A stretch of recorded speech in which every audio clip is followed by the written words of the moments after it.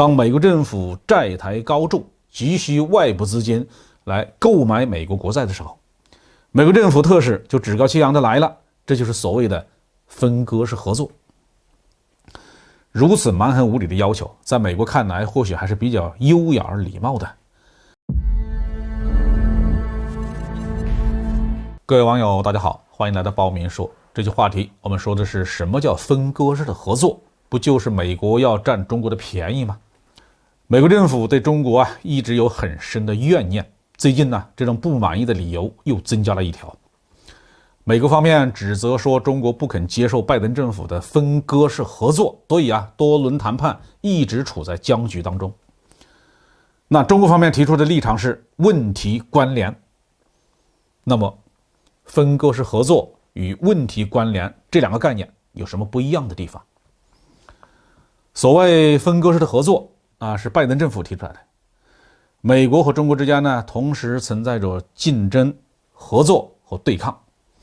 比如说，美国需要在所有的领域与中国展开激烈的竞争，特别是要在台海、在南海和中国要进行军事对抗。但是美国还要和中国进行合作，包括气候变化、朝鲜和伊朗问题、缅甸和阿富汗的局势问题等等。美国甚至提出，两国如果能够在综合国力方面展开竞争，但是在共同利益领域进行合作，就可以形成更健康的双边关系，为美国更好的服务。如此看来，这哪里是什么合作根本就是一种厚颜无耻。合作有利于美国的领域，就寻求合作；对抗有利于美国的领域，就转移向对抗。至于会不会损害中国的利益，美国方面是完全不予考虑的。这不仅仅是要占中国的便宜，这更是在侮辱中国的政治智商。中国方面对此予以坚决的反对。美国媒体自己也承认，拜登上台8个月以来的证据表明，这种条块分割的方法是根本行不通。拜登一方面派气候特使克里反复的访华，寻求气候变化的合作，一方面又继承了特朗普政府的政策，继续对中国产品征收惩罚性的关税。美国政府口口声声要求中国帮助维持地区稳定，却反手怂恿台独势力，并且试图为澳大利亚提供核潜艇。既然美国政府正在破坏中美关系的大局，那么少数局部的合作又有什么意义呢？所以中国方面提出了针锋相对的观点，那就是所有领域都要互相关联解决，所以称为问题关联概念。至于气候问题之类确实关系到全人类生存和发展的大事，中国也选择用联合国框架来解决，而不是把它放到中美合作的小范围内。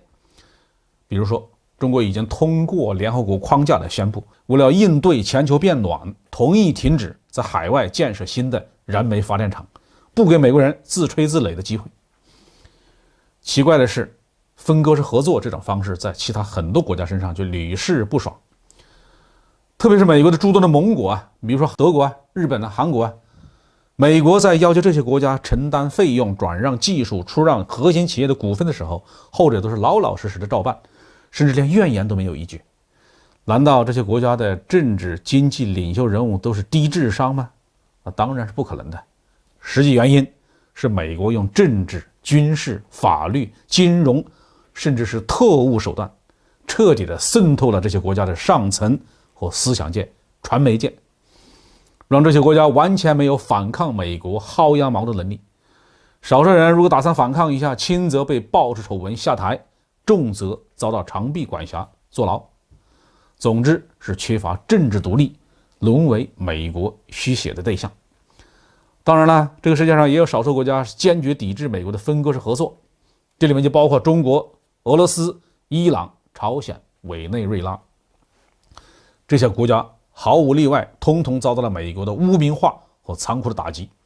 遭到了经济制裁和高技术的封锁。美国甚至通过各种机制不断的尝试颠覆这些国家的政权。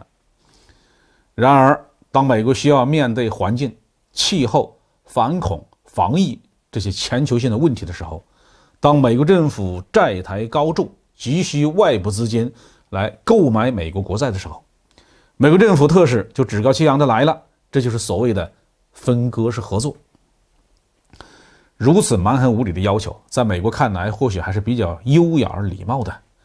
因为对方还有合作的价值，如果失去了合作的价值，美国就会直接动用军事力量摧毁这个国家现存的社会或政治秩序，把它变成一片瓦砾，然后直接出兵占领，攫取利益。今天的整个伊拉克和叙利亚部分地区就遭到了美国如此对待。当然了，分割式合作被中国拒绝之后，美国必然不会善罢甘休，他更不会反省自己的所作所为，因为这等于是要求美国放弃收割其他国家，这严重的违背了美国主流统治集团的利益呀。所以至少在拜登政府期间，美国政府还会发明更多的新概念、新词汇，变着法的想让中国上当。但是我们现在就可以做出结论，美国人无论耍什么花样都是不可能得逞的。美国在战场上无法战胜中国，靠阴谋诡计就更加不可能了。好，这句话题就说到这里。